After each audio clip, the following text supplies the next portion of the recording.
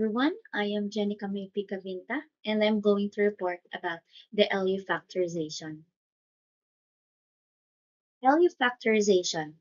When we say LU factorization, it can be defined as the product of a lower and an upper triangular matrices. L for lower triangular matrices and U for the upper triangular matrices.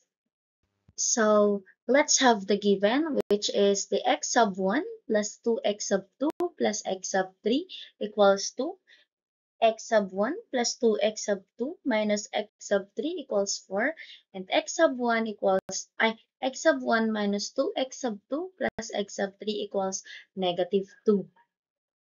So the first thing to do is to write the system in matrix form.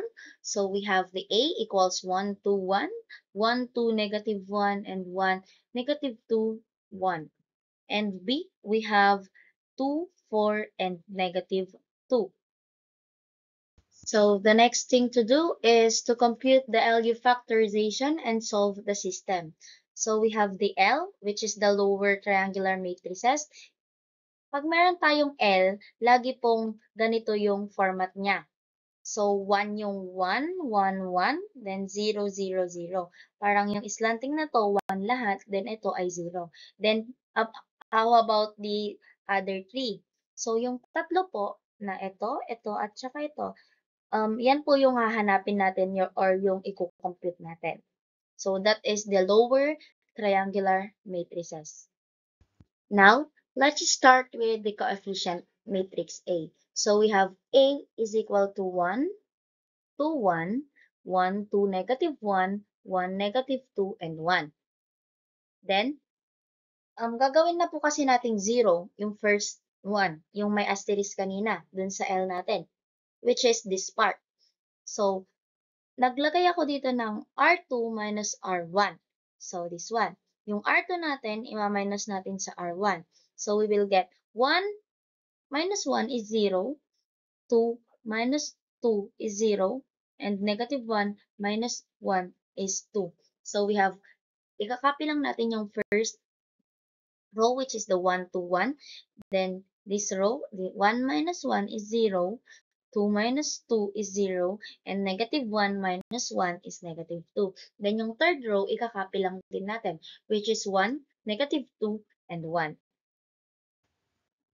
So now our LU factorization is we have the L, which is 1, 0, 0. Then we have 1, 1, 0. Then asterisk pa yung dalawa, then 1. Di pa natin nakukuha yung dalawa. Saan po natin nakuha yung unang 1? So dito po siya nakuha. Yung kanina, dun sa unang problem natin, yung sinubtract natin yung matrix A natin dito sa R2 minus R1, dito sa red na part na to. So, yung negative R1, ibig sabihin yan, may 1 yan. May automatic 1 dyan. So, negative siya. Bakit positive dito? Ibig sabihin, babaliktarin mo yung sign pag nilagay mo na siya sa lower triangular matrix natin. So, we have negative R1, so 1, which is this one. Kaya naging 1 po yung nasa lower triangular matrix natin. Diyan po siya nakuha. And lower triangular matrix or getting the lower triangular matrix, which is this one, we will get the other asterisk. So, yung pangatlo na po, itong part na to, yung may, ito dapat ay maging 0. So, R3 minus R1 yung ginawa ko. So, 1 minus 1 is 0. Then, negative 2 minus R1 is negative 4. 1 minus 1 is another 0. Then, yung first row, and second row, ikakopy lang natin siya. Wala tayong babaguhin. So, there is nothing to do here for the third row. As the element below the second pivot is already 0. So, ito daw, itong second natin, itong second part na to, wala na tayong gagalawin. Kasi, yung nasa second row natin, 0 na yung pangalawa niya. So, we can switch it. Now, our LU factorization or the lower triangular matrices is we have 1, 0, 0, 1, 1, 0, 1, asterisk 0. Bakit asterisk pa siya? Kasi hindi pa po natin siya nakocompute. So, saan na naman po natin nakuha to? So, kanina nag-subtract na naman po tayo ng row 3 minus row 1. So, yung row 1, negative R1 na, negative 1 R1 na naman siya. So, ibig sabihin magiging positive lang siya. Positive lang siya. So, we have 1. So, malapit na nating makuha yung lower triangular matrices natin. Isang number na lang, which is yung nasa gitna sa third row. Let's proceed. Thus, the upper triangular matrix is this one. So, kung mapapansin po natin kanina, wala na tayong gagawin dyan kasi nga, yung second row natin kanina, nung nag-subtract na tayo dito sa third row at saka first row, nag-zero na po siya. So, wala na tayong magagawa. Thus, ang gagawin lang po natin, babaliktadin natin yung second row and the third row. So, we have now the upper triangular matrix is 1, 2, 1, 0, negative 4, 0, 0, 0, negative 2. Kung papansin niyo from dito kanina, nagkabaliktad lang yung row 2 at saka row 3. Bakit natin pinagbaliktad at bakit yun yung upper triangular matrix natin? Sinasabi dito na yung magiging upper triangular matrix natin is yun yung pag nakuha na natin yung lower triangular matrix, pag buo na yung data sa lower triangular matrix natin, thus yung last na values nung sinubtract natin or kung paano natin nakuha yung lower triangular matrix, yun yung magiging upper triangular matrix natin. Since hindi na natin may co-compute yung nasa third row, second part or second part ng lower triangular matrix natin kasi 0 na nga yung nasa second row natin. Thus, babalik rin lang natin. Kaya meron na tayong upper triangular matrices which is the 1, 2, 1, 0, negative 4, 0, 0, 0, and negative 2. Thus, paano naman natin po makakompute yung lower triangular matrix natin? So, since 0 na siya, wala na tayong i-multiply or i-divide or i-subtract. Thus, yung nasa middle na nung third row natin is 0 na. Since binaliktad lang naman natin siya, wala na tayong ginawa. So, automatically 0. So, yung lower triangular matrix natin ngayon ay kompleto na, which is 1, 0, 0, 1, 1, 0, and 1, 0, 1. So next thing to do is to solve the system in two steps. First is to solve lower triangular matrix multiplied by y is equal to b. So yung lower triangular matrix natin, we have 1, 0, 0, 1, 1, 0, 1, 0, 1 multiplied y sub 1, y sub 2, and y sub 3 equals 2, 4, and negative 2.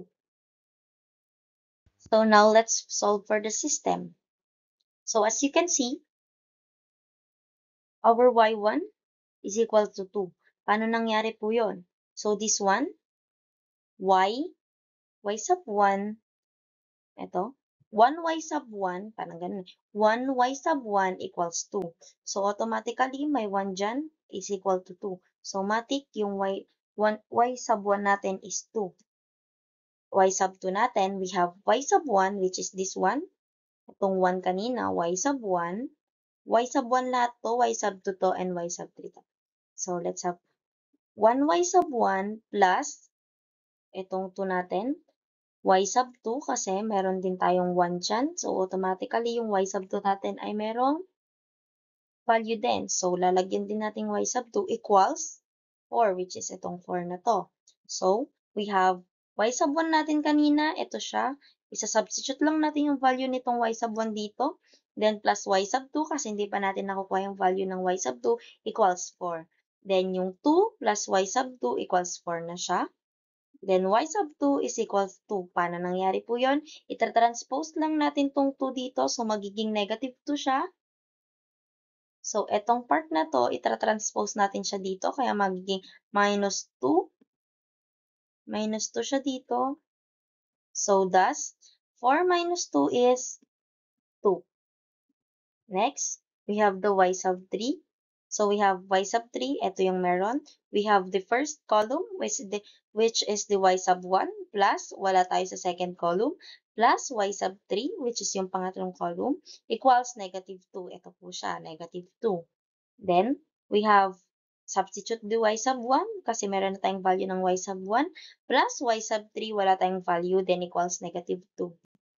Then, ita-transpose ulit natin yung y sub 2 dito sa kabila. Ito, ilalagay natin dito. So, we have positive 2 siya, kaya magiging negative 2 minus 2. So, we have negative 2 minus 2 is negative 4. So, now let's solve for the system u multiplied by x equals y. So, q equals 1, 2, 1. 0, negative 4, and 0 or 0, 0, negative 2. Saan po galing yan? Yan po yung upper triangular matrices natin kanina. I-multiply lang natin siya sa x sub 1, x sub 2, and x sub 3 equals yung values kanina na nakuha natin, which is our y values, which is the y sub 1 equals 2, y sub 2 equals 2, and y sub 3 equals negative 4. Yung kakakompute lang natin kanina. Now, let's compute for our u multiplied by x equals y. So, nakuha na natin yung values ng y kanina, which is the 2, 2, and negative 4. So, first, we have x sub 1 plus 2x sub 2 plus x sub 3 equals 2. Saan nakuha yan? So, dito siya. So, itong part na to, itong unang column na to, x sub 1 yan. Yung pangalawang column na to, x sub 2, and yung pangatlo ay x sub 3. So, as you can see, meron tayong 1 dito sa first row, which is the x sub 1 with the first column ng first row ng system natin. So, we have x sub 1 plus, dun sa second column natin, we have 2, which is the x sub 2. So, we have this one, 2, x sub 2. Then, and last, we have 1. So, plus x sub 3 equals, saan natin nakuha yung 2? Ito siya, 2. So, sumunod, yung pangalawa naman, so 0 to. Yung first natin, pangalawa, negative 4, and yung pangatlo ay 0. So, we have only negative 4, which is, nasa second column siya, so x sub 2 siya. Negative 4, x sub 2 equals 2 din. So, yun yung y natin kanina. Last, we have negative 2. Itong last column lang ang meron tayo. So, we have, which is the x sub 3. So, we have negative 2. X sub 3 equals negative 4. Ito po yung negative 4. Now, let's compute. So, itong pangalawa muna yung gagalawin natin, which is negative 4 x sub 2 equals 2. Pag kinompute po natin yan, we will divide both sides by negative 4. So, i-divide natin both sides ng negative 4. Sa both side ng negative 4. Then, ang makukuha natin, negative 4 divided by negative 4 is x sub 2 lang. X sub 2. Then, i-divide naman natin yung negative 4. I-divide natin yung negative 4 dito. Dito sa may 2 natin. So, 2 divided by negative 4 is negative 1 half. So, yung x sub 2 natin, alam na natin yung negative 1 half. Next, ano yung gagalawin natin? Itong pangatlo. So, we have this one. I-divide lang natin both sides. So, i-divide ulit natin both sides ng negative 2. So, itong part na to at saka itong part na to. So, negative 2 divided by negative 2, cancel na natin. So, ang matitira lang ay x sub 3. So, negative 4, i-divide natin siya sa negative 2, which is itong negative 2 dito. So, ang magiging sagot ay 2. So, meron na tayong values ng x sub 2 and x sub 3. So, ito yung x sub 3 natin. X sub 3. Ito yung x sub 2 natin.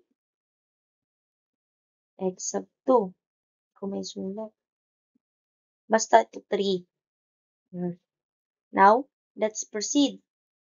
Ngayon, yung mga values na yan ay ilalagay lang natin dito sa first system natin, which is substitute lang natin yung x sub 1 plus 2x sub 2 plus x sub 3. So, yung values ng x sub 2 natin kanina ay negative 1 half is Ipapalit lang natin, isa-substitute natin dito sa x sub 2.